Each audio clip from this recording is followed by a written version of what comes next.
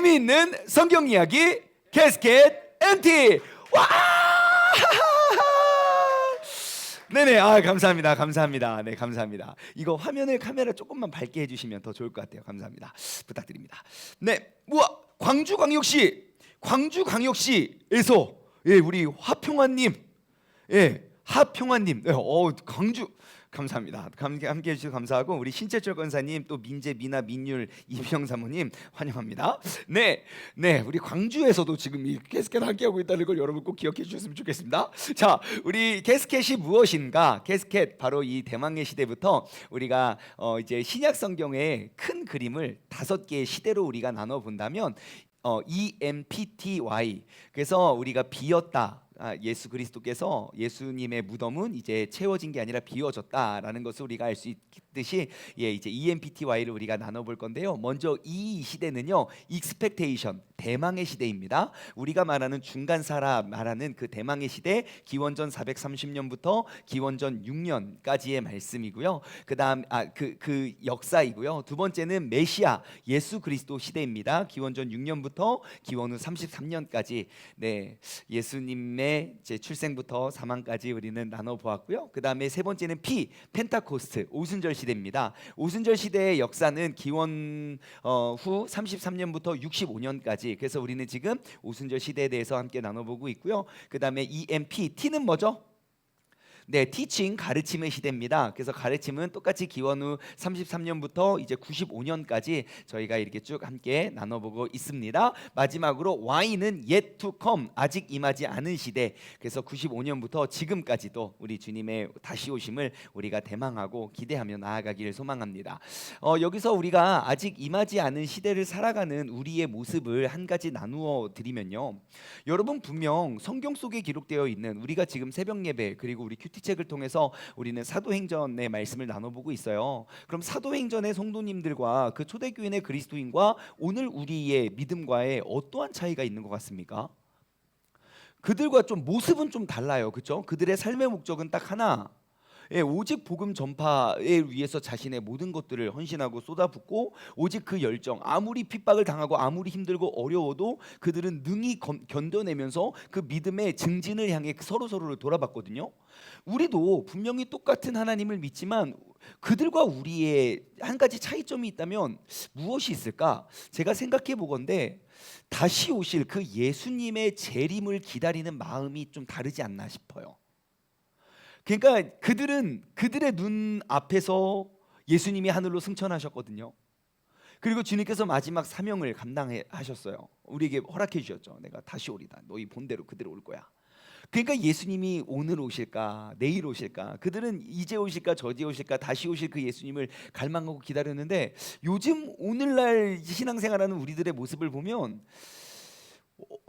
언젠가 오시는 거 맞나 싶을 정도로 우리가 예수님의 다시 오심을 우리가 그렇게 대망하지 않고 있는 것 같다는 느낌이 조금 듭니다. 네, 그래서 여러분 항상 생각해 보세요. 항상 기억하십시오.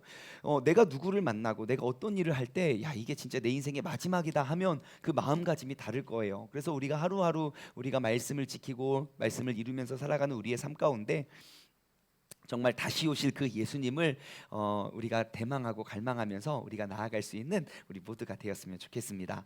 자, 우리는 지금 이제 사도 바울의 사도행전의 말씀을 우리가 나누고 있고요. 이제 사도 바울의 이제 선교 여행에 대해서 우리가 함께 쭉 나눠보고 있습니다. 그래서 이제 사도 바울의 이제 선교 여행의 경로를 우리가 조금 생각해 보면 이런 지역입니다. 이제 좀 크게 보면 여기 이집트, 요르단, 그리고 이스라엘, 그다음에 여기 이라크, 뭐 이렇게, 여기는 터키, 불가리아, 그리스, 이쪽에 넘어오면 이제 뭐 이탈리아, 스위스, 프랑스, 스페인. 지금 이 지역에 사도 바울이 선교 활동을 했던 지역이 딱 이 지역입니다. 그래서 이 지도를 조금 확대를 하면 이렇게 볼 수 있겠죠. 지금 이 지역, 터키와 그리고 이제 이스라엘, 또 이렇게 여기에 이제 에베소 교회, 안디옥 교회가 여기 있고, 이제 안디옥 교회를 중심으로 1차 선교 여행, 또 2차 선교 여행, 3차 선교 여행을 여행을 다시 돌아봐요. 그래서 그 경로를 우리가 한번 생각해 보면요, 1차 선교 여행입니다. 이 안디옥에서 실루기아, 그 다음에 실람이 바보에서 바로 버가에 이르렀고요. 버가에는 큰 산이 있었다고 했습니다. 그 3,770m나 되는 산을 넘어서 이때 마가가 돌아가요. 예, 그래서 이제 그때 이제 뚫고 비시디아 안디옥에 갔다가 이제 이고니온, 루스드라, 더베 돌아가는, 이제 계속 이 경로가 이동하는 이유는 계속 이제 가는 데마다 이 동족의 배반과 동족의 배신에 의해서 계속 돌에 맞아 죽을 것 같아서 이제 갔다가 이제 또 다시 쭉 돌아와서 아탈리아에 있다가 이제 안디옥으로 돌아와서 1차 선교 여행이 끝납니다. 자, 2차 선교 여행의 경로는요, 좀 더 넓은 나라로 갑니다. 그래서 안디옥에서 이제 육로로 옵니다. 뭐 나속, 이고니온, 루스드라, 그 다음에 비시디 안디옥을 거쳐서 드로아, 여기 밑줄 쳐 있는 데가 이제 그 좀 핵심적인 그러한 도시인데요. 우리가 지난 이제 사도행전 말씀을 기반으로 우리가 캐스켓 통해서 우리가 나눠 보았던 것들 생각해 보면, 이제 루스드라를 거쳐서 이제 드로아 지역에 갔고, 그 다음에 이제 빌립보 지역, 그리고 밤빌리아, 아볼로니가 또 데살로니가 지역, 베레아를 거쳐서 이제 아덴에 내려와서 이제 고린도. 그래서 우리 오늘 여기가 이제 오늘 큐티책 본문이죠. 예, 아덴에서 거쳐서 이제 고린도에 들어간 것이 이제 사도행전 18장 이런 데 기록되어 있고요. 이제 뭐 간단히 나눠 보면 이제 데살로니가 지역에는 오래 머물지 않았고 이제 베레아 지역에 도망갔고, 베레아 지역의 사람들은 하나님의 말씀을 이렇게 잘 수긍하고 받아들였던 사람이었지만 또 다른 배반에 의해서 아덴으로 왔고, 그리고 사도행전 18장 1절부터 넘어가면 이제 아덴에서의 경험은 조금 다릅니다. 아덴에서는요, 여기 아테네 그 신전과 그리고 수많은 그 헬라 문명의 중심지가 바로 아덴이거든요. 그래서 그곳에는 수많은 스토아 철학, 그러니까 수많은 철학자들과 그리고 그러한 문화적인 많은 것들이 있어서, 자, 그곳에서 아무리 복음을 진짜 거기에 수많은 우상들이 서 있는 거 보고 바울이 화가 나거든요. 그 의분이 불타올라 가지고 이것들 그러면서 다 물리치리라 하면서 열심히 가르친 결과, 아덴에서 살고 있던 사람들은 회개하고, 그게 이방인이든 유대인이든 회개하고 엎드리면서 나왔던 것이 아니라 열심히 설명했건만, 야, 그렇게 생각할 수도 있겠다, 이런 식인 거예요. 그래서 결국 그 아덴에서 열심히 사역을 했는데 몇 명 달라진 사람이 없는 거예요, 변화된 사람이. 그래서 유일하게 이게 사람들의 배반과 쫓김에 의해서 도시를 바꾼 게 아니라 아덴은 서둘러 고린도로 갑니다. 네. 예, 고린도는, 자, 이 지역이 오늘 큐티 책에 보면 지금 그 이름이 뭡니까? 갈리오가 어디 황제입니까? 오늘 큐티책 본문이에요. 갈리오. 예? 없습니까? 이고니온인가? 맞나요? 아무도 모르나요? 자, 아무튼 이 지역, 지금 요 지역에 새로운 황제가 갈리오가 되는 거예요. 그래서 여기서 이제 사람들이 아덴에서 이제 사도 바울이 도망을 왔는데, 이 지역에 이제 새로운 황제가 있었고, 새로운 황제가 서자마자 기다렸다는 듯이 바울을 가다가 고발을 하죠. 이 사람 선동해가지고 그런다. 다 그때 그 새로운 황제가 뭐라고 합니까? 야, 그래?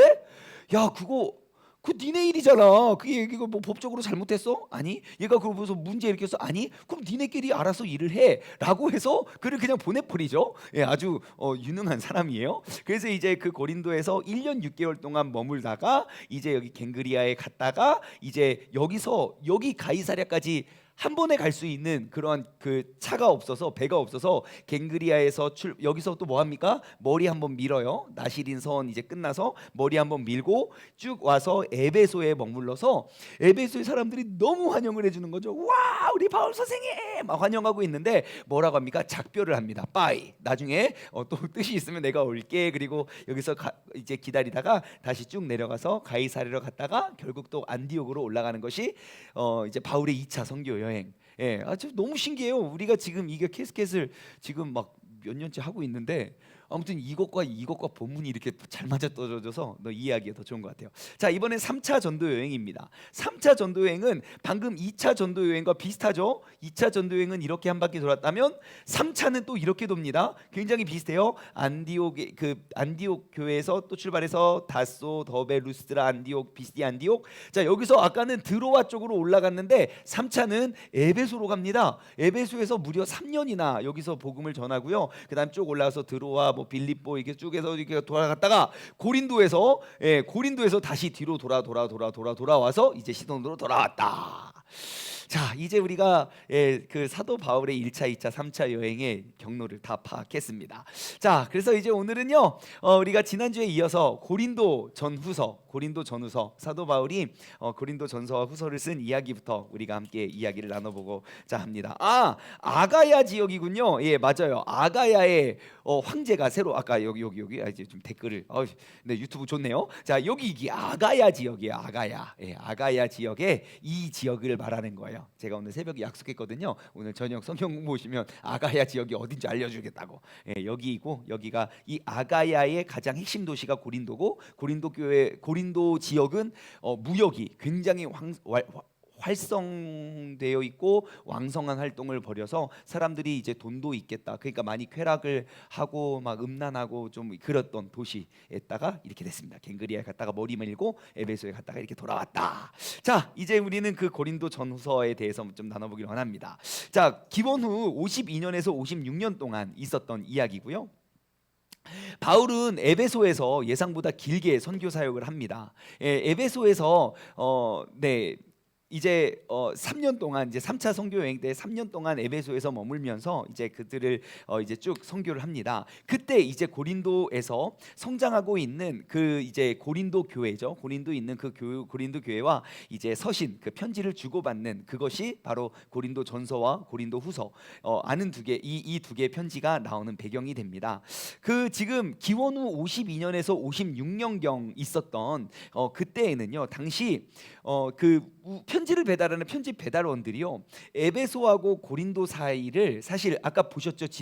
아까 지도 보시면 에베소하고 고린도가 여기가 에베소고 여기가 고린도거든요. 그래서 열심히 배를 타고 가면 한 3, 4일 정도 걸리는 3, 4일 정도 걸리는 그런 거리였다고 해요. 거리였었는데 그렇게 했고, 그리고 이제 바울은 또 고린도를 또 직접 방문한 적도 있죠. 직접 방문해서 또 가리키고 권면한 적도 있고요. 그래서 이제 바울이 고린도에게 보내는 그러한 편지를 새롭게 믿게 된 그러한 자들이 예수 그리스도에게 또 그러니까 새로 이제 믿기로 결단한, 그러니까 그러한 문화적으로 또 굉장히 타락하고 음행하고, 그리고 이제 고린도 교회에 또 많은 어려움들이 있었거든요. 그런 모든 갈등을 딛고 신앙생활을 막 시작하는 사람들을 권면하고 독려하게 하는 것이 이제 바로 고린도 전서이고요. 그래서 이제 다양한 도전들이 쭉 이어지게 됩니다.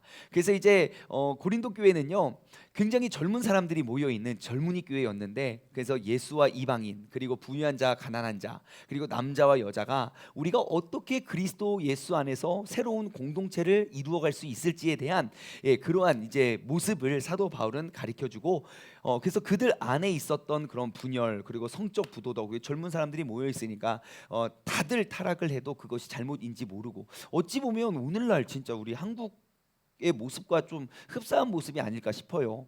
그래서 이제 그래서 이제 그들에게 어떻게 성적 부도덕과 그 거짓 가르침에 대해서 힘들어하고 어지러워하는 그런 사람들을 이제 믿음을 바로 잡기 위해서 사도 바울이 편지를 쓰는 게 바로 고린도 전서 그리고 후서이죠. 심지어 고린도 교회 사람들의 신앙이 성장할 수 없는 이유 가운데 하나는요, 그 사도 바울의 권위에 대한 도전이었어요. 너가 정말 어느 정도이냐, 그러니까 너를 믿고 신뢰할 수 없다. 그래서 그 권위를 의심하면서 사도 바울 이렇게 외모가 출중하지 않았던 거 아시죠? 말은 엄청 잘하는데, 그리고 뭐 머리도 많이 오고 막 아무튼 뭐 몸에 또 질병도 있고, 아마 그래서 사람들이 생각해요. 사도 바울이 갖고 있던 그 질병이 무엇이었을까? 그냥 계속 갖고 있었던 그 고질병이 무엇일까라고 봤을 때 약간 간질 쪽이 아닌가, 간질. 그래서 이제 그 병을 고쳐달라고 간절히 하나님께 두 번 기도했는데 야, 네 은혜가 족하다라고 해서 자기가 안 하잖아요, 기도를. 근데 이제 이런 거죠. 막 여러분, 예수님이 여러분 진짜 여러분을 위해 돌아가셨습니다. 아, 막 볼수록 거품 막 복 물다가 막 괜찮아, 이 사람 괜찮은 거야. 그니 막 침 닦고. 그래서 여러분들 하나님이 여러분을 사랑하신다고요. 이러니까 그 고린도 교회에 있는 사람들이 어떻게 보겠습니까? 야, 이거 좀 사람 이상한데? 막 그러면서 사람들이 이제 그 권위에 대해서 도전도 하고요. 하지만 사도 바울은요, 교회의 고통이 커져가고 엄청난 감정적인 그런 희생을 감수하면서도 그 고린도 교회를 버리지 않아요. 끝까지 그들을. 그래서 그들이 첫 번째, 보통 다른 서신서들은 보통 대부분이 한 통의 편지를 쓰는데 그 한 통의 편지를 쓰고도 아직도 내가 부연 설명할 것들, 그들을 생각하면서 내가 못다한 이야기를 또 고린도 후서까지. 그래서 고린도 전서와 후서를 한번 보십시오. 되게 분량이 길어요. 예, 전서는 16장, 후서는 13장. 다른 서신서에 비하면 굉장히 이제 많은 분량을 차지하고 있는 그러한 것이죠. 그래서 이제 우리가 그런 교회를 이제 절대로 버리지 않는 그런 사도 바울. 그래서 이제 사도 바울의 고백을 한번 찾아볼까요? 고린도 후서 11장 28절 한번 보십시오. 고린도 후서 11장 28절 말씀을 보시면 11장 28절, 고린도후서 11장 28절 한번 보세요. 자, 이 외에 일은 고사하고 아직도 날마다 내 속에 눌리는 일이 있는데, 자, 지금 고린도후서 11장의 모습 보면 자신이 막 당했던 어려움과 아픔과 막 그런 것들을 기록한 다음에 이 일은 고사하고 아직도 날마다 내 속에 눌리는 일이 있는데 곧 모든 교회를 위하여 염려하는 것이다 그래요. 그러니까 사도 바울의 늘 이런 여행을, 많은 사람들을 만나고 여행을 떠나면서 늘 마음속에 떠나지 않는 그 짐은 어떻게 하면 저 성도들이 믿음이 잘 자라날 수 있을까? 여러분, 나를 위해 누군가가 그렇게 나는 지금 철이 없어요. 아직도 그 사도 바울 의심하고요. 막 분열하고 그 성도들끼리 싸우고 성적 부도덕하고 거짓된 가르침에 힘들어하고 그런 분란이 일어났는데 누군가는 그를 위해 기도하고 누군가는 그를 위해 애쓰고 눈물 흘리고 있다는 사실이에요. 그게 사도 바울의 마음이에요. 내가 이렇게 힘들고 고통받은 건 있지만 그것보다 내가 더 마음이 아픈 건 내가 모든 교회를 위하여 염려하는 그것이 나는 항상 내 속에 눌림이 있다. 여러분 한번 돌아보십시오. 나는 나에게 있어서 그 누군가는 누구입니까? 그 사람들이 나의 사랑을 알지 모를지는 몰라도, 열매가 눈에 보이지는 않더라도 내가 그를 위해 기도하고 애쓰며 나의 삶에 정말 너가 구원받지 못한 것이 정말 나의 좀 부족함 때문인가? 어떻게 하면 이 새신자가 또 새롭게 예수님을 믿고 수많은 오해들과 분열과 그런 부도덕함과 그리고 뭐 권위에 대한 이제 불순종과 그러한 갈등을 겪으면서도 어떻게 그들이 신앙 안에 자라날 수 있을까를 위해서 기도할 수 있는 사람들이 오늘 이 저녁에 함께하는 우리 모두가 되기를 소망합니다. 영상을 통해서 보시는 모든 분들도 여러분 꼭 여러분 주변에 내가 누군가를 위해 기도하고 중보하고 사도 바울로부터 그러한 모습을 우리가 담고 배웠으면 좋겠습니다. 그래서 사도 바울은요, 그들의 영적인 아버지가 되었기 때문에 너가 설령 때로는 잘못하고 때로는 반항을 하고 때로는 집을 나가도 내가 항상 너희를 사랑하는, 그래서 고린도전서 4장 14절 보면 나의 사랑하는 자녀요 라고 이야기해요. 나의 사랑하는 자녀같이 그들을 항상 훈계를 하고요. 그리고 사도 바울은 디모데와 디도를 또 이제 디모데하고 디도를 또 그 고린도 교회에 보내서 이제 자신을 통해서 배운 것들 또 그들을 통해서 또 배우고 가르치게 만들었다는 사실을 꼭 기억하시기 바랍니다. 그래서 이제 이 고린도 전서와 후서 이 두 편의 편지는요, 결혼과 영적 은사와 부활의 본질, 그러한 중요한 것들, 그러니까 그들이 더 집중하고 우리가 잘못 알고 있는 그러한 교훈들을 바로 세워가는 그러한 질문들에 대한 답변을 주는 좋은 책이 바로 고린도 전서와 후서입니다. 그래서 마침내 이제 사도 바울은 결국 이제 내가 고린도 교회를 한번 방문을 하겠다. 그래서 에베소를 떠날 때 여기서 고린도 교회를 편지를 쓰거든요. 여기 머물렀을 때 이게 3차 여행이고요. 그래서 내가 여기를 떠날 때 내가 반드시 갈게. 그래서 쭉 가서 여기서 결국 갔다가 다시 돌아온다는 것을 우리가 기억했으면 좋겠습니다. 언제 도착하냐면요. 그 57년도 기원 후 56년까지 편지를 썼고요. 57년 1월경에 고린도에 마침내 빌립보 데살로니가 거쳐서 빌립보 이렇게 보니까 좋네요. 이렇게 해서 빌립보 데살로니가 거쳐서 베레아 거쳐서 내려와서 이제 고린도에 이제 57년 1월 달에 방문을 하게 되죠. 자, 그래서 이제 넘어가면요. 사도 바울은 함께 읽어볼까요? 시작. 바울이 고린도에 3개월만 머물면서 땅끝을 향하다. 바로 로마서 15장, 시편 2편, 이사야 53장, 그리고 다니엘 7장과 관련되어 있는 사건들인데요. 자, 사도 바울이 고린도에서 3개월, 그 57년, 기원 후 57년이 되었고 고린도에 도착을 합니다. 그래서 이제 도착하자마자 사도 바울은 성령의 감동으로 그러한 이제 쓴 편지, 고린도에게 내가 1년 전, 2년 전에 보냈던 그 편지가 어떻게 역사했는지 모르잖아요. 사도 바울은 맨날 우리처럼 이렇게 유튜브를 통해서 예배를 드릴 수 있는 것도 아니고, 그런데 이제 그것이 정말 그 고린도에 딱 도착했을 때 그것이 성령의 능력으로 얼마나 역사가 일어났다는 사실을 깨닫게 됩니다. 분명히 내가 전에 들었던 이야기, 내가 염려하고 정말 내 마음이 눌려서 맨날 근심하고 걱정했던 그때의 그 모습이 아니라 고린도에 도착했는데 그 고린도 교회 공동체는 사도 바울이 사랑하는 마음으로 정말 회복되어 있는 그 모습을 바라보게 된다는 거예요. 정말 모두가 화목하게 됐고, 그리고 여러분 우리가 알다시피 성경의 사랑장이 어디에 있습니까? 고린도전서 13장이에요. 왜 고린도 교회에 그 귀중한 사랑장이 그 안에 담겨져 있을까요? 그 안에 사랑이 가득했기 때문일까요? 미움이 가득했기 때문일까요? 알 수 있잖아요. 사랑 잘하는 사람 사랑한테 안 가르쳐줘요. 하지만 그 안에 잘못된 그런 은사관이나 잘못된 사랑관에 대해서 그들을 위로하고 회복하기 위해서 편지를 썼는데 정말 그 편지에 의해서 그 모습들이 회복되어 있고, 그래서 이제 그를 통해서 고린도 교회가 내 마음의 짐이었고 그를 위해 권면했었지만 이제 고린도 교회를 방문했을 때 이제 새로운 힘을 얻고 정말 주님께서 나를 이렇게 보내주시고 사용하셨다는 그런 응답을 또 받게 되는 그러한 사실을 우리는 알 수 있습니다. 자, 그래서 이제 고린도 교회 방문했을 때 내가 그렇게 근심 걱정하고 딱 도착을 했는데 너무너무 잘 되어 있는 거예요. 마음이 어떨까요? 정말 기쁘겠죠.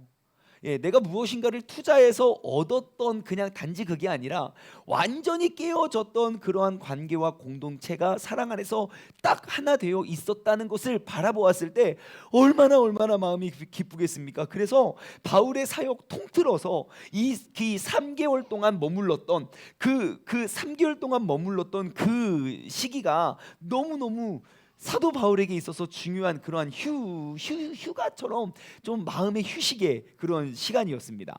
그래서 거의 25년 동안 사도 바울은 계속 범위를 넓혀가면서 이제 많은 나라들의 증인으로 이렇게 쓰임 받게 되는데요. 엄청나게 돌아다니지만 정말 그때 그 순간만큼은 그러한 또 평안한 휴식을 또 얻게 된다는 것을 우리는 알 수 있습니다. 자, 그래서 결국 사도 바울은 동족인 유대인들과 그리고 우상을 섬기던 이방인들의 마음을 열어서 정말 그들로부터 처음에는 정말 돌에 맞고 항상 위협을 당하고 또 이렇게 생명의 위협을 받았지만 결국 정말 그들의 변화됨의 모습을 통하여 다시 한번 확신합니다. 땅 끝까지 이르러 복음을 증거하라는 그 역사가 이루어질 수 있겠구나. 여러분 항상 모든 것의 열매는 지금 이 순간 한순간에 이루어지거나 맺혀지지 않을 수 있습니다. 하지만 그것이 하나님께서 내게 맡겨주신 나에게 감당시키시는 그러한 사명이 된다면 여러분 반드시 그곳에서도 하나님의 귀하고 선한 역사가 이루어지게 될 것입니다. 그렇기 때문에 우리는 포기하지 않고 낙심하지 않고 기도해야 되는 겁니다. 그 뜻이 언제 어떻게 이루어질지 모르니까요.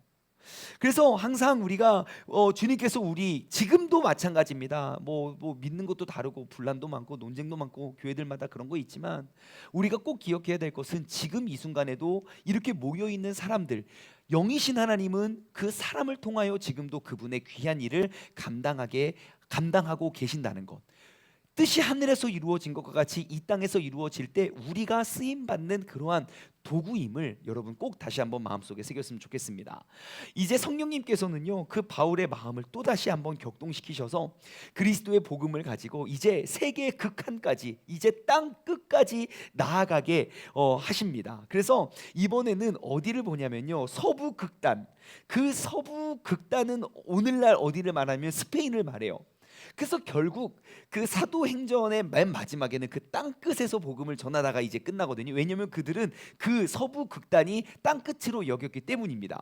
그래서 지중해 서부 끝단까지 바라와서 로마의 속주였던 히스파니아, 히스패닉, 그새 스페인 쪽이거든요. 그래서 이제 그 스페인 지역에 가서 이제 가서 이제 복음을 전하는 그러한 또 계기가 됩니다. 자, 그래서 이제 고린도에서 이제 사도 바울은 끊임없이 수백 편의 편지와 그리고 그러니까 수백 편의 편지와 또 수천 개의 강론들 통해서 이제 그것들을 쭉쭉쭉쭉 정리하면서 이제 또 편지를 기록해서 또 나눕니다. 그래서 고린도에서 3개월 동안 머물면서 역사적으로 보면 더디오라는 사람을 통해서 대서하도록 합니다. 더디오야 이거 좀 써라. 그래서 쭉 이걸 쓰는데 그때 이제 그래서 이제 그때 이제 그 로마서 맨 마지막 보시면요, 그가 권면하는 사람들, 그래서 더디오에게 대필하라고 해요. 그 고린도에 머무를 때. 그래서 대필하라고 하면서 사람들에게 이제 겐그리아 교회 집사로 섬기는 베베라는 그러한 신실한 여성에 의해서 베베를 통해서 그들을 또 이제 그 편지를 전달하게 하는 그 편지가 바로 로마서입니다. 자, 고린도에서 그가 머물면서 사람을 통해서 편지를 썼고, 그리고 그 갱그리아 지역의 출신이었던 브에라는 그 여인을 통해서 전달한 게 그것이 바로 로마서이죠. 로마서. 그래서 우리가 기억해야 될 것은 로마서는 고린도에 머물러 있는 동안 로마서를 기록합니다. 자, 우리가 이제 가르침의 시대 때는 이제 우리가 좀 더 이거를 구체적으로 이 순서를, 그러니까 성경이 쓰여진 순서, 여러분 우리가 복습해 보면 야고보서가 먼저 썼고요. 그 다음에 갈라디아서 썼고, 데살로니가 전후서 썼고, 그 다음에 고린도 전후서 썼고, 그게 56년까지고요. 기원 후. 그 다음에 57년에 로마서를 쓰게 되죠. 그래서 이 순서도 제가 이제 캐스켓 차트가 지금 제작이 되고 있는데 우리 끝나기 전에 나옵니다.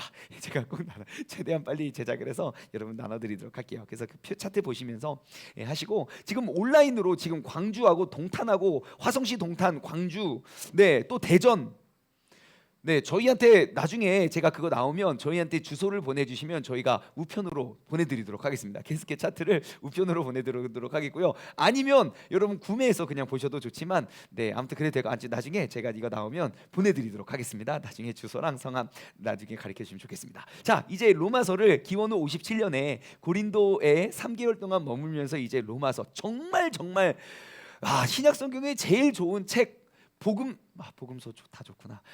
다 좋구나. 아무튼 로마서를 뺄 수 없죠. 로마서를 뺄 수 없는, 우리의 믿음과 신앙을 바로 잡아줄 수 있는 이 로마서를 뺄 수 없는 그 좋은, 정말 그 너무 좋은 그 책을 쓰게 되죠. 자, 로마서는요, 여러 가지 이유로 바울이 쓴 모든 바울 서신 중에 하나를 고르라면 로마서를 꼽을 수 있습니다. 정말 원탑, 가장 중요한 핵심, 가장 중요한. 그래서 로마서는요, 사도 바울이 처음 쓴 편지들과는 차원이 다릅니다. 처음 쓴 편지와는요, 지금 사역이 엄청 돌고 있잖아요. 1차, 2차, 3차 여행을 다 도른 이후에 쓰는 편지이기 때문에 너무너무 이제 그 수천 편의 설교와 그러한 경험이 이제 함축되어져서 요약한 엑기스로 나오는 그런 것인지요. 자, 그래서 이제 로마서를 보시면요, 사도 바울의 이제 그 사역의 비전을 이제 제시를 합니다. 그래서 십자가에 대해서 보통 나타나는 그 반대편, 그러니까 십자가를 따르지 않는 그런 반대편의 사람들을 우리가 어떻게 대응해야 하는지, 그리고 부차적인 그런 여러 가지 그냥 목회를 하는 데 있어서 많은 문제들에 대해서 우리가 어떻게 목회적으로 접근해야 되는지, 그래서 하나님의 자녀, 하나님의 백성으로서 우리가 어떠한 모습으로 예배하는 교회를 또 감동하게 하는지, 그렇게 그러한 배경을 가지고 이제 로마서를 기록을 하지요. 그래서 로마서는요, 왜 맨 앞에 기록됐다고 했습니까? 사도 바울 서신 중에 사도행전 다음에 로마서거든요. 왜 바울 서신이 많은데 역사적으로도 저 뒤에 쓰여졌는데 왜 맨 앞에 쓰여졌다고 했습니까? 분량이 많아서.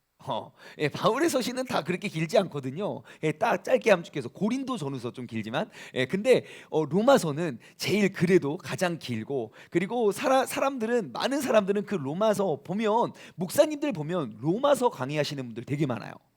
예, 왜냐하면 그만큼 중요하고 우리 믿음의 핵심과 본질을 다루고 있기 때문입니다. 그래서 이제 너무너무 중요한 내용들, 굉장히 심오한 내용들이 많이 담겨져 있고요. 그리고 로마서는요, 그 선교의 후원을 바라는 그러한 마음도 담겨져 있고요. 그래서 또한 이제 로마서도 하나의 편지입니다. 그렇기 때문에 여러분 로마서 이 16장의 책을 한 호흡에 읽는 것들 추천해 드립니다.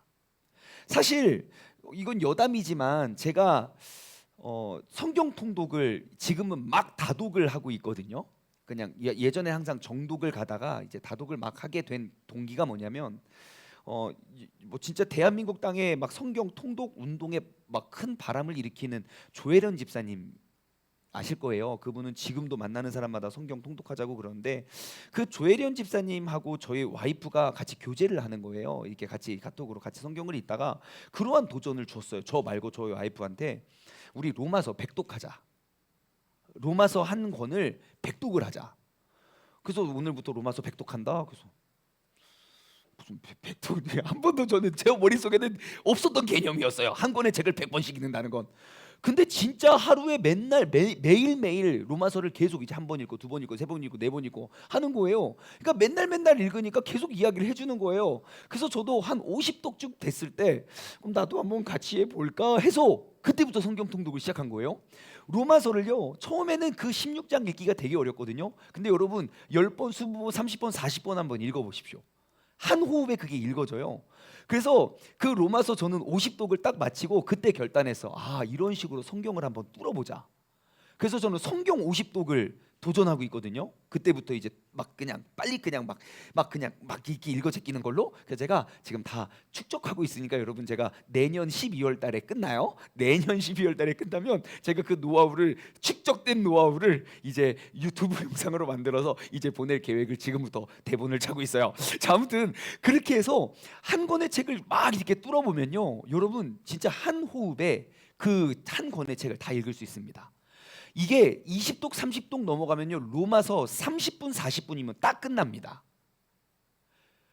모두에게 우리 이 시간 우리 모두에게 있어서 정말 1시간 집중해서 딱 앉아서 1시간 읽으면 로마서 1장부터 16장까지 딱 끝날 수 있어요. 왜냐? 사도 바울이 그렇게 편지를 썼거든요.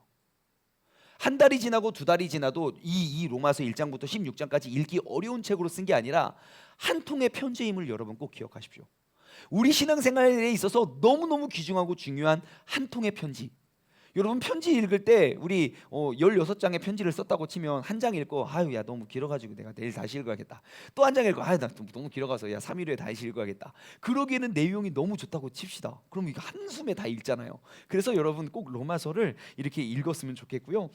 로마서 1장 1절부터 7절까지 보면 이제 로마서 그러니까 사도 바울의 선교 비전을 그 첫 문장 1절부터 7절까지 쫙 함축하고 있습니다. 그래서 이제 로마서를 이제 잘 기록을 하지요. 그래서 이제 로마서도 우리의 믿음을 고취하고 또 우리가 나아갈 수 있는 그러한 동기를 이제 또 강조하는 그러한 책인데요.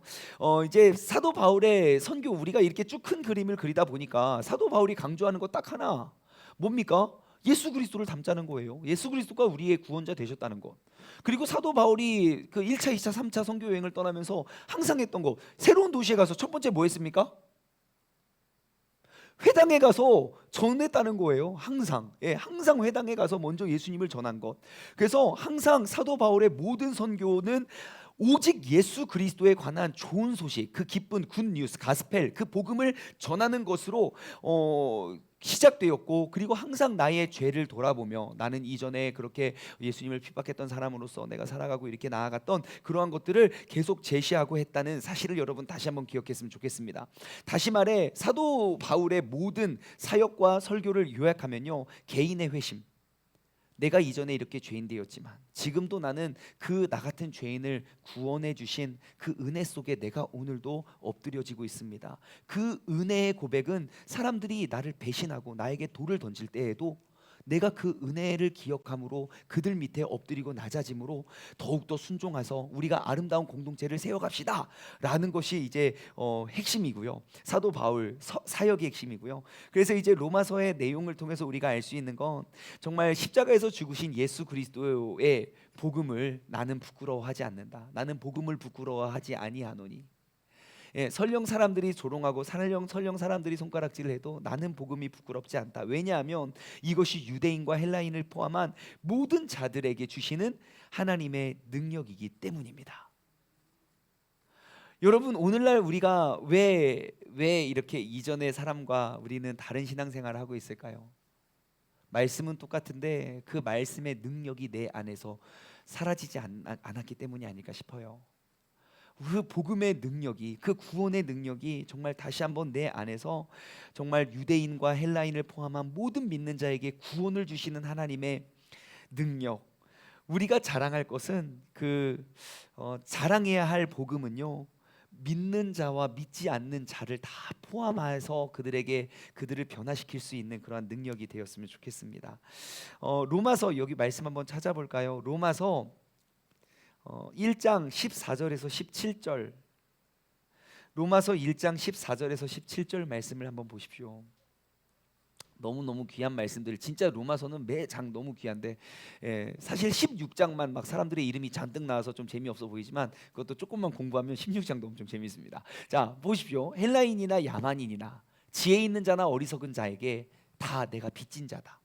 사도 바울이 뭘 빚졌겠습니까? 뭘 잘못했겠습니까? 하지만 내가 그리스도 안에서 너희에게 복음을 전하고 가르치고 증거하는 것이 내가 복음의 빚진 자다. 그러므로 나는 할 수 있는 대로 로마에 있는 너희에게 복음을 전하기를 원한다. 나는 그 복음의 빚진 자니까 내가 할 수 있는 대로 복음을 전하기를 원한다. 내가 16절, 내가 복음을 부끄러워하지 아니하노니 이 복음은 모든 믿는 자에게 구원을 주시는 하나님의 능력이 됩니다. 먼저는 유대인에게요, 그리고 헬라인에게다. 복음에는 하나님의 의가 나타나서 믿음으로 믿음에 이르게 하나니 기록된 바 오직 의는 믿음으로 말미암아 살리라 함과 같으니라. 야, 여러분, 우리가 뭐 세상에 예수님을 믿지 않는 사람들에게 우리가 뭐 잘못하고 뭐 우리가 밉보였다고 우리가 그들을 막 그렇게 합니까? 우리는 잘못한 것 없지만 예수님께서는 나를 구원하기 위하여 이 땅에 오셔서 자신의 몸을 버리셨잖아요. 그 은혜 속에 사는 사람은 우리가 이러한 그리스도인들의 삶이 매우 이해가 되지요. 우리가 다시 한번 이 사도 바울의 영성을 우리가 담고 나아갔으면 좋겠습니다. 로마서 이제 4장으로 넘어가면 이제 우리가 믿음으로 의롭다 하신 것은 무엇이냐면 하나님이 아브라함에서부터 그 오래된 약속을 성취해 가고 있다는 것. 그리고 5장으로 넘어가면 믿는 자들은 새 아담이신 이 땅에 오신 우리의 한 사람에 의해서 모두가 죄인 되어 있지만 그 한 사람에 대해서 한 사람으로부터 모두가 생명을 얻을 수 있는 그 예수 그리스도 안에서 우리를 새로운 생명으로 이끌어낸다. 6장에서 8장 말씀 보면 믿는 자들은 이제 그리스도에 속하여 성령으로 충만하고 또 능력을 받고 성화된 새로운 피조물, 새로운 사람임을 또 이야기하고 있고요. 9장부터 11장에는 하나님의 주권적인 계획과 모든 사람들에게 자신의 자비를 보여주는 정말 측량할 수 없는 그 하나님의 은혜가 나의 가운데 우리들 가운데 임한다라고 이야기를 하고요. 그리고 계속 그렇게 이야기해요. 12장부터 15장 때도 하나님의 자비로 말미암아 예수님을 믿는 모든 사람들에게 정말 예수님은 자신을 모든 사람들을 위한 거룩한 산 제사로 자신의 삶을 드렸다. 그래서 이제 그 예수 그리스도로 말미암아 정말 우리 모두는 구원에 이르를 수 있다. 그러면서 사도 바울이 지난 25년여 동안 본인이 사역했던 그 모든 사역의 내용을 이렇게 한 문장으로 요약을 한 게 로마서 15장 18절 19절입니다. 지난 25년 동안 수백 개의 설교와 수천 번의 그러한 강연을 통해서 정말 그것을 함축하고 요약한 요약본 로마서 15장 18절부터 19절 한번 보십시오. 우리 유튜브 보시는 분들도 우리 함께 함께 합독해요. 시작. 그리스도께서 이방인들을 순종하게 하기 위하여 나를 통하여 역사하신 것 외에는 내가 감히 말하지 아니하로다. 그 일은 말과 행위로 표적과 기사의 능력으로 성령의 능력으로 이루어졌으며 그리하여 내가 예루살렘으로부터 두루 행하여 일루리곤까지 그리스도의 복음을 편만하게 전하였노라. 아멘. 아멘. 아멘. 그리스도 예수께서 이방인들을 순종하게 하기 위하여 주님께서 하늘로 승천하십시오 그 사명 주셨잖아요. 그거 사명 하나 붙잡고 내가 여태까지 나를 통하여 역사하신 것 외에는 내가 감히 말하지 않겠다. 다른 어떠한 부연 설명도 필요한 게 없어요. 어떠한 것도 내가 그 사명 앞에 내가 내세울 것이 없었어요. 그러므로 말미암아 정말 그 일은 말과 행위로 표적과 기사의 능력으로 성령님께서 이루셨다. 그래서 내가 이곳까지 온 것이다. 여러분, 우리의 삶도, 우리의 삶의 여정도 그냥 나의 신앙생활이 그냥 내가 필요한 것 말고, 나의 힘과 나의 능력으로 가는 것 말고, 난 진짜 원치 않지만, 진짜 가고 싶지 않지만, 내가 정말 이렇게 고통당하는 거 바라지 않지만 그 사명을 감당하기 위한 사람으로서 우리가 나아갔을 때 이러한 아름다운 고백의 주인공이 될 줄 믿습니다. 자, 한번 더 찾아볼까요? 15장 그 밑에 21절 말씀 보십시오. 그래서 사도 바울은요, 로마서를 통해서 내가 아직 가지 않은 그러한 곳까지 내가 더욱더 나아가기를 희망하는 그런 마음을 기록합니다. 21절 보십시오. 기록된 바 주님의 소식을 받지 못한 자들이 볼 것이요 듣지 못한 자들이 깨달으리라 함과 같으니라. 그래서 22절, 그러므로 또한 내가 너희에게 가려 했던 것 여러 번 맡겼지만 이제 그렇지만 내가 너희에게 반드시 갈 것이다 라고 이제 그 로마에 있는 교회, 그 로마에 있는 교회들에게 편지를 쓰는 게 바로 로마서이지요. 자, 성령의 사람들은요, 그러니까 그 선지자들의 약속은 이러한 식으로 한 시대의 사람과 또 그 단체를 통하여 이루어짐을 알 수 있습니다. 그리고 성령님께서 우리에게 맡겨주신 그 사명은요, 지금도 누군가를 통하여 누군가에 의해서 준비되어지고 성취되어 가고 있을 거예요. 오늘 이 저녁에 우리가 이렇게 하나님의 말씀을 공부하는 이유와 목적이 뭐겠습니까? 바로 우리가 그 하나님의 뜻을 이루어낼 수 있는 그러한 사명을 가진 사람임을 여러분 다시 한번 기억하시기 바랍니다. 그래서 우리의 신앙의 이 사명감은 다른 어느 사람이 막 예언을 했는데 이렇게 말씀해 주세요, 그런 것을 말하는 게 아니라 내가 매일매일 하나님의 말씀을 우리가 묵상하고 곱씹으면서 내게 맡겨진 그 사명을 발견하며 우리가 나아갈 수 있는 우리 모두가 되기를 소망합니다. 자, 예루살렘으로 떠난 바울의 여정은 어떠하냐? 바울이 8명의 형제, 그 8명의 사람들 누구냐면 누가, 소바더, 아리스다고, 세군도, 가이오, 디모데, 두기고, 드로비모와 함께 이방인들의 연보를 가지고 예루살렘으로 갑니다. 기원 후 57년에 있었던 일입니다. 바울은요 57년 봄에 고린도 교회를 떠나서 예루살렘으로 향합니다. 예루살렘으로 예루살렘으로 다시 돌아가죠. 그러니까 다시 돌아가서 이제 25년 동안 그 이제 문화의 전선을 넘어서 이제 부활하신 예수님을 증거하기 위해서 여행을 떠납니다. 그래서 그 여행을 떠나는 내내 그가 목격한 것은 유대인과 이방인들 모두에게 구원의 역사가 일어나고 있고, 우리는 여태까지 유대인들에게만 주어졌던 선물이 구원이라고 생각했는데 하나님의 놀라우신 계획은 그 이방 민족들 가운데서도 있었다는 것을 그들은 다시 한번 목격하고 나아갑니다. 그리고 또한 바울은 여행 다니는 동안 정말 수많은 그러한 박해와 고난을 경험하게 되지요. 어떠한 박해와 고난을 경험합니까? 헬라 그리고 로마 비판자들, 그들에게는요 정말 그들로부터는 한 분 하나님과 구주 예수 그리스도를 선포했다. 네가 감히 어떻게 그렇게 할 수 있냐라고 공격을 받았고요. 그러니까 다시 말해 이제 유대인들과 그러한 사람들은 어떻게 이방의 이게 구원이 있을 수 있냐라고 이야기해서 또 욕을 먹었고요. 이방인들에게는 왜 욕을 먹었습니까? 수많은 우상들, 그리고 그들을 따르는 그런 죄악된 이런 일들, 사람들 다 하는데 왜 그게 죄악됐고 왜 그걸 가지고 우리가 회개를 해야 됩니까? 왜 우리가 여태까지 우리의 모든 조상들이 믿어왔던 이 신, 이 우상이 왜 잘못된 겁니까? 라고 그들은 또 다른 박해를 받게 되었고요. 그리고 이교도에게는 이제 너희는 반드시 회개하고 오직 예수 그리스도 안에서 너희의 삶이 바뀌지 않으면, 너희는 성화되지 않으면 구원에 이르를 수 없다라고 이야기하니까 그것도 부담스러워서 또 욕을 먹었고요. 또한 유대인들에게는 야, 쟤네들 태어나면서부터 토라의 율법을 하나도 안 지켰고, 쟤네 지금도 돼지고기 맛있게 먹고, 쟤네 그러한 율법과 그리고 할례를 행하지도 않은 저런 부정한 사람들한테 어떻게 구원이 있다고 너는 그렇게 거짓말하고 다니냐? 그러면서 막 엄청난 공격을 계속 받지요. 그러니까 모든 곳에서 그는 이제 고난과 상처를 받았지만 사도 바울에게 있어서는 내가 당하는 고통보다 예수님께서 당하신 고통이 더 컸기에 내가 기쁨으로 그 고통에 동참하여 예수 그리스도가 하나님의 아들임을 증명하는 그러한 사명감을 가지고 나아갔다는 것이에요. 그래서 예수 그리스도께서 그렇게 신실하지 않은 자를 위해서 그는 자신의 목숨을 버리셨다.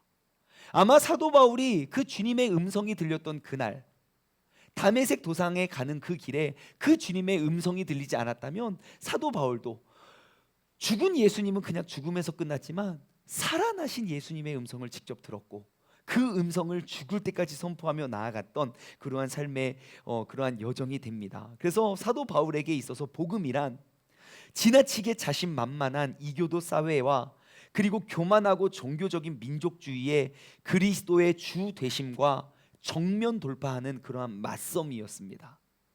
예수님을 믿지 않는 사람과 주님의 복음, 그러니까 나의 헌신과 나의 낮아짐과 나의 엎드림과 내가 고통을 당하고도 내가 보복하지 않는 그러한 예수님께서 나를 위해 자신을 버리신 모습으로 그들에게 나아갔다는 것입니다.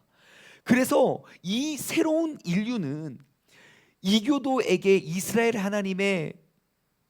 하나님과 그 말씀 속에서 발견되고 있는 그러한 믿음의 영적인 유산을 만들어낼 수 있는 그런 가족들이고, 또한 이스라엘의 인종에게 있어서 너희는 이제 새로운 이방 민족 사람들을 끌어안고 사랑하고 품어라 라는 그러한 도전의 메시지도 있고요. 그리고 이방인들 역시 정말 너희가 유대인들 역시도 너희도 품어라. 그래서 지금 우리가 그 이제 초대교회의 모습을 우리가 주일날 말씀 나누고 있잖아요. 그래서 우리는 마가의 다락방 교회의 모습을 살펴보았고, 그리고 또 지난주와 이번 주는 우리가 세계 선교 여행의 핵심지였던 안디옥 교회 나눠봤고, 이제 나중에는요 예루살렘 교회도 우리가 나눠보려고 해요. 주제는 간단해요. 그들의 포용력이에요. 그들은 결국 다 품어내요. 내가 평생을 정말 그 이방에는 구원이 없다고 말했던 그 사람들, 성령 안에서 그들을 품어낼 수 있는 그러한 공동체가 되거든요. 그래서 그 사도 바울의 그 헌신적인 한 명의 삶을 통해서 그러한 놀라운 역사가 이루어진 것, 그것이 바로 사도행전 20장에 기록되어 있는 내용입니다. 그래서 사도행전 20장 4절 말씀 한번 찾아볼까요? 사도행전 20장 4절.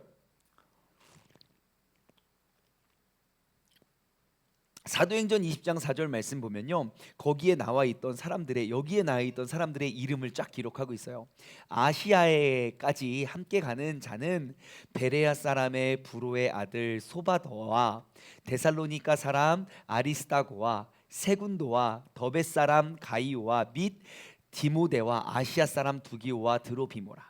보십시오. 열매가 없어 보이고 정말 내가 낮아지고 내가 죽고 내가 엎드리는 것이 정말 나의 아픔과 상처로 끝나는 것이 아니라 전 세계에 있는 각지, 아시아, 유럽 모든 지역에서 살고 있는 사람들이 예수 그리스도 안에서 하나 되어 가고 그 지금도 그들로 인해서 더 많은 열매가 맺혀지고 있다는 것을 사도 바울은 고백하고 있습니다. 지금 여기에 기록되어 있는 사도행전 20장 4절에 기록되어 있는 이 8명의 사람들과 함께 그는 이제 또 세 번째 선교 여행을 함께 가게 되죠. 그래서 이제 사도 바울은 사실 누가랑 이제 굉장히 이제 다양한 배경을, 그러니까 누가와 함께, 그리고 정말 이 다양한 출신들, 정말 다른 지역에 살고 있는 그러한 사람들과 함께 이제 또 새로운 여정을 또 떠나는 그러한 삶을 살아가게 됩니다. 그런데 이제 이번에 떠나는 그 3차 선교 여행의 또 다른 특징은 무엇이냐면요. 다시금 아까 보셨지만 2차와 3차 돌았던 지도 한번 보면요. 2차는 이렇게 돌았어요. 그리고 3차 여행이 또 비슷한 지도잖아요. 그래서 사도 바울이 3차 선교 여행의 목적은 무엇이었냐면요. 3차 선교 여행의 목적은 무엇이었냐면 내가 그 교회, 힘들어하고 아파하는 교회들에게 조금이나마 물질적인 그 궁핍한 자들을 도와주고 섬기고 싶은 마음들이 있어서, 그래서 사람들에게 그러한 아름다운 그런 연보를 부탁을 합니다. 왜냐하면 그들의 아픔을 내가 가서 보고 내가 섬김을 받고 오는 것이 아니라 그들 역시도 새로운 나의 가족으로 여겼기 때문이죠. 내가 그곳을 방문했는데 너무너무 힘들고 어려워하는 사람들이 있다면 내가 그것을 보고만 올 수는 없잖아요. 그래서 항상 선교지에 가서 내가 사도 바울도 본인도 열심히 일을 해요. 자비량 선교사이기도 했지만 사람들에게 이제 쭉 돌아보면서 사람들에게 많은 권면을 하고 그러한 삶을 살게 되지요. 한 가지만 더 나누고, 한 가지만 더 나누고 오늘 수업을 마치길 원하는데요. 이제 사도 바울이 고통을 당합니다. 이제 21장, 예루살렘 교회가 바울을 받아들이기는 하지만 결국 성전에서 체포가 됩니다. 이제 28장까지 나와 있는 이제 그러한 내용, 그 사도 행전이지만 이제 21장에 이르러서 여러분, 사도 바울이 이제 거의 죽음에 임박했을 때 이제 당하던 그런 어려움, 그리고 이때 잡혀서는 계속 이곳저곳을 호송 다니면서 계속 이제 재판을 받고 신문을 당하다가 결국 이제 죽음을 맞이하게 된 그 원동력이 무엇이냐? 바로 이것 때문입니다. 사도 바울은요, 이제 예루살렘으로 57년에 돌아가서 이제 또 이런 선교 보고를 합니다. 이제 주님의 계획은 우리 이 땅에만 있는 것이 아니라 그들 가운데 있었고 쭉 이야기를 해요. 그러니까 이제 많은 사람들이 이제 오순절 날을 맞아서 이제 또 많은 사람들이 모였고, 이제 그곳에서 그 다음 날 이제 예루살렘 지도부와 이제 만나서 이제 이러한 결과를 쭉 발표합니다. 그게 사도행전 21장 20절 내용. 그래서 그들이 그 이야기를 듣고, 그 예루살렘 교회가 그 이야기를 듣고 하나님께 영광을 돌립니다. 아, 그랬군요. 하나님이 정말 그러한 새로운 일들을 당신을 통해 이루셨군요. 그래서 이제 예루살렘 지도자들은 바울과 그의 동료들, 아까 함께했던 그런 사람들을 우리의 그리스도 안에서 우리는 그리스도인으로서의 새로운 형제로 받아들이게 됩니다. 그래서 그리스도인들은 계속 그렇게 우리의 포용력을 넓혀가는 것이 그리스도인들의 모습이거든요.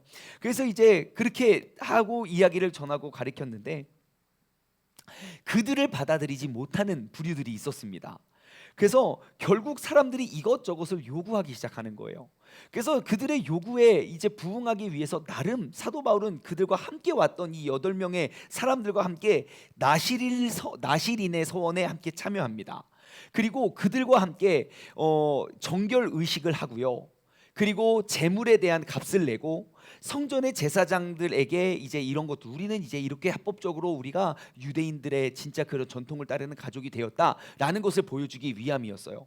그리고 결국 정결 예식이 이제 7일인데, 그래서 결국 이제 그들은 제단에서 머리도 깎고 그러한 서원을 마무리하기 위한 속죄제와 번제를 딱 제사를 드려서 합니다.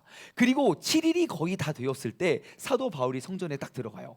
그 예루살렘 성전의 그 절기를 지키기 위해서 쭉 성전에 들어가는데, 그때 누구를 만나냐면요, 이방 민족 중에 사도 바울을 알아보는 사람을 만나요.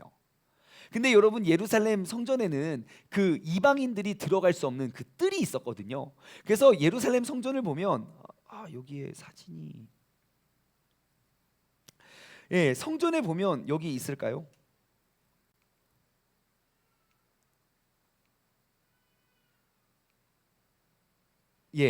아무튼 여기 이게 헤롯 성전을 보면요, 자, 여기 이방인의 뜰이 있고 그 다음에 여기 여인의 뜰이 있고 사제의 뜰이 있습니다. 사람들이 모일 수 있는 이런 뜰이 있고요. 이 담벼락의 높이가 한 1.3m 정도 돼요. 그러니까 밖에서 안이 내다 보일 수 있는 이방인의 뜰과 여인들의 뜰. 그래서 이 들어가는 그런 많은 문들이 있었고, 그 중에 하나가 이제 미문이라는 그러한 성전이 그러한 문이 있었고요. 이게 이제 신약 시대의 적이었거든요. 그때 이제 이방인의 뜰에서 여인의 뜰로 들어가는 길목에서 여기에 어떠한 경고장이 붙어 있냐면, 중간중간에 이러한 경고장이 붙어 있어요.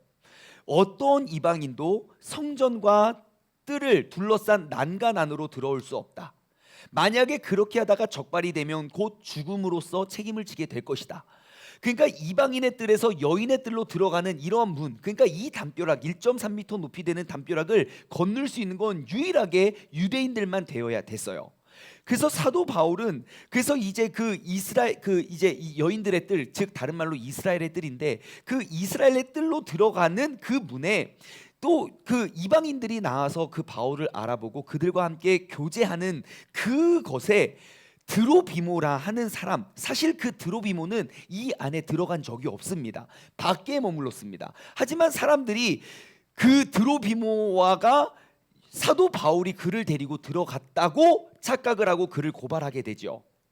결국 그 오해로 말미암아 몇 년 동안 끌려다니면서 계속 이송을 받고 돌아다니면서 결국 죽음을 맞이하게 되는 원동력이 그 오해로 인한 것이었어요.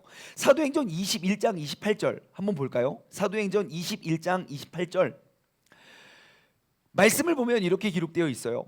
이스라엘 사람들아, 보라, 이 사람은 각처에서 우리 백성과 율법과 이곳을 비방하여 모든 사람을 가르치는 그 자인데, 또 헬라인을 데리고 성전에 들어가서 이 거룩한 곳을 더럽혔다. 그래서 그 오해로 인해 죽음을 맞이하고 죽음을 향해 하루하루 걸어가는데요, 그가 만나는 사람, 그리고 그가 이송할 때마다, 그가 재판을 당할 때마다 사도 바울의 기가 막힌 고백이 있습니다. 그 고백은 다음 주에 나눠보도록 하겠습니다. 자, 오늘은 여기서 우리가 마치려고 해요. 여러분들, 우리의 신앙생활의 교사는 하나님의 말씀입니다.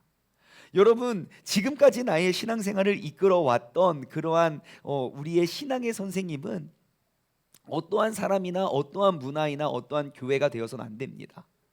제가 여러분들 오늘 밤에 또 한 가지, 또 한 번 다시 한번 강조해 드리고 싶은 건, 어떤 사람들은 이렇게 말할 거예요. 목사님, 저는 새벽 예배도 열심히 드리고요, 저 수요 성경 공부도 열심히 드리고, 저 금요 철야도 열심히 드리고, 주일 예배 빠지지 않아요. 나 진짜 신앙생활 열심히 하잖아요. 여러분, 내가 신앙생활, 그 믿음은요 들음에서 나요. 맞죠? 근데 듣기만 하면 믿음은 자라지 않아요. 나는 것은 들음에서 나지만 이제는 내 안에 다른 사람에게 들리게 해야 돼요. 내가 이제 이러한 성경적인 이러한 가르침을 우리가 왜 배웁니까? 알기 위해서 배우는 게 아니에요. 가르치기 위해서 배워야 돼요. 왜 우리가 말씀을 묵상해야 됩니까? 매일 말씀 듣는 것과 내 안에서 말씀이 나오는 것은 차원이 다릅니다. 내가 10년 동안 설교를 들어서 내가 배우는 것과 내가 1년 성경 준비해서 설교하는 것, 여러분 10년 설교 듣는 것보다 1년 설교하는 게 훨씬 많이 배우고 훨씬 많이 늡니다. 그래서 우리가 묵상을 하자고 하는 거예요. 내가 듣는 말씀이 아니라 내가 고백하는 말씀으로, 내가 듣는 말씀이 아니라 들려주는 말씀 전달자가 되기 위해서. 여러분, 오늘 이 저녁에 우리가 다시 한번 사도 바울의 신앙과 믿음을 우리가 돌아보면서 이제 우리가 다시 한번 다짐했으면 좋겠어요. 지금까지 내가 이렇게 오랫동안 신앙생활 하면서 난 주님께서 내게 맡겨진 사명이 무엇인지, 내가 무엇을 이루고 어디로 나아가야 될지 알지 못했던 그러한 사명조차 몰랐던 연약한 믿음이었지만, 이제 주님, 내가 이 말씀을 통해서 정말 내가 짊어지고 감당해야 될 그 사명이 무엇인지 발견하길 원합니다. 한국 교회에 정말 많이 무너지고 힘들고 어려워했던 그러한 모든 사람들을 우리가 품고 나아갈 수 있는 그런 믿음의 사람 되게 해달라고 우리가 함께 다시 한번 기도할 수 있는 시간 되길 원합니다. 이 시간 우리 한번 한 1, 2분간만 합심해서 기도하고요, 그리고 주기도문으로 오늘 그 모든 시간을 마쳤으면 좋겠습니다. 이 시간 주님의 이름을 한번 부르짖고 우리 합심해서 기도하고, 우리가 기도할 때 주님 나를 사용하여 주옵소서, 나를 써 주시옵소서. 하나님 내게 말씀하여 주시고 이제 내가 듣는 것에 우리가 만족하는 신앙이 아니라 이제는 내가 이 하나님 말씀을 가르칠 수 있는 사람 되게 해달라고 다 같이 주님의 이름 한번 부르짖고 우리 합심해서 기도하겠습니다. 주여 하나님 아버지 감사합니다. 주님께서 우리를 이 땅에 불러주셨고 아버지 하나님 우리가 믿음 안에 나아가고 온전히 주님의 뜻을 우리가 이루고 구하며 나아갈 수 있는 그런 주님의 복된 자녀들 되게 하여 주심에 감사를 드립니다. 아버지 하나님 주님께서 내게 맡겨진 사명은 무엇일까? 내가 지금까지 신앙생활 해오면서 하나님 나는 항상 나의 입장은 듣기만 하고 듣는 데 만족하는 그러한 신앙생활을 우리가 해왔었지만 이제는 내가 전하는 사람이 되고 그곳이 땅끝이 아니라 그곳이 전 세계가 아닐지라도 내게 맡겨주신 직장, 내게 허락하여 주신 가정, 그리고 내가 함께 동역하는 그런 공동체 속에서 내가 매일매일 날마다 하나님의 말씀 앞에 우리가 그 예수 그리스도를 증거하고 자랑할 수 있는 그러한 믿음의 사람 될 수 있도록 주님께서 저희를 붙잡아 주시고 주님께서 저희를 인도하여 주시옵소서. 주님께서 오늘 이 시간 우리의 마음을 다시 한번 더욱더 뜨겁게 불타오르게 하여 주시옵소서. 하나님 아버지 감사합니다. 오늘 이 저녁에 주님께서 우리의 발걸음을 모아주시고 정말 세종에서 또 전하는 이 하나님의 말씀이 대전에서 또 동탄에서 그리고 광주에서 정말 그들이 함께 마음을 모아 지금도 우리 각자에게 허락하여 주신 귀한 주님의 사명을 우리가 붙잡고 나아갈 수 있는 그 꿈을 허락하여 주심에 감사드립니다. 내가 지금까지 나의 신앙생활을 돌아보면 우리는 항상 듣기만 하고 듣는 것에서 만족하고 듣는 것조차 우리가 부족하다고 생각했던 그러한 신앙생활의 모습을 이제 벗어나 내가 가르치고 증거하고 전파할 수 있는 그런 전파자가 되게 하여 주시옵소서. 전파하기 위하여 내가 읽고 가르치기 위하여 내가 묵상하고 깨닫고 가르치면서 더욱더 다시 한번 그 주님의 복음의 경륜에 그 주님의 뜻을 우리가 이루며 나아갈 수 있는 그러한 사명자가 될 수 있도록 주님께서 역사하여 주옵소서. 오늘 이 저녁에 함께하는 우리 모두가 이 2021년에 준비되어 가고 있고 준비된 사명자임을 우리가 기억하고 주님 이 시간 함께하는 우리들을 통하여 주님께서 이 땅 가운데 이루실 그 뜻을 이루게 하여 주시옵소서. 감사드리며 이 모든 말씀 살아계신 예수 그리스도의 이름으로 기도드리옵나이다. 아멘. 주기도문으로 오늘 수업을 마치겠습니다. 하늘에 계신 우리 아버지여, 이름이 거룩히 여김을 받으시오며 나라에 임하옵시며 뜻이 하늘에서 이루어진 것 같이 땅에서도 이루어지리이다. 오늘날 우리에게 일용할 양식을 주옵시고 우리가 우리에게 죄 지은 자를 사하여 준 것 같이 우리 죄를 사하여 주옵시고 우리를 시험에 들게 하지 마옵시며 다만 악에서 구하옵소서. 나라와 권세와 영광이 아버지께 영원히 있사옵나이다. 아멘. 아멘. 아멘. 우리 다음 주에 사도 바울의 또 고백을 함께 나눠보도록 하겠습니다.